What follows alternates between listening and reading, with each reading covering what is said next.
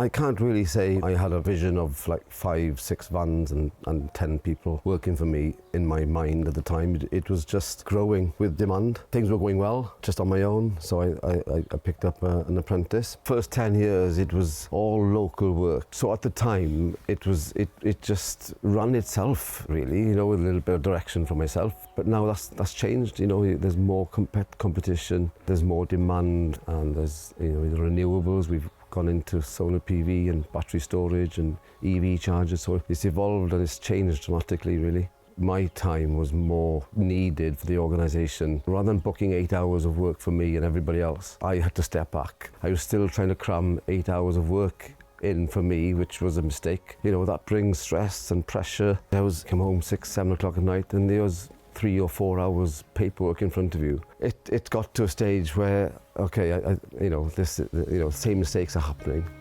Is there another way? I think a lot of businesses are in the same situation as what Barry was. They've either started out as Barry did as an electrician initially, and he found himself in a position where he had a few employees but had never really had any business training or understanding of how to grow a business. At the end of the day, he was an electrician. And the first thing we do is we take a business through our Business Growth Scorecard, and what that does is it asks a series of questions which will allow us to determine exactly where those problems are, and often it's not where the business owner thinks that they are. We needed to look at putting in some proper financial systems first of all, and we needed to look at some other areas in the business before we actually looked at start growing the business.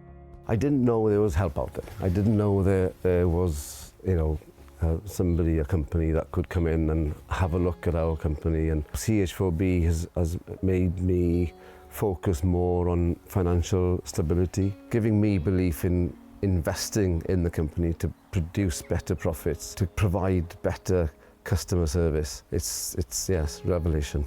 It's vitally important for anyone. They're like a sounding board.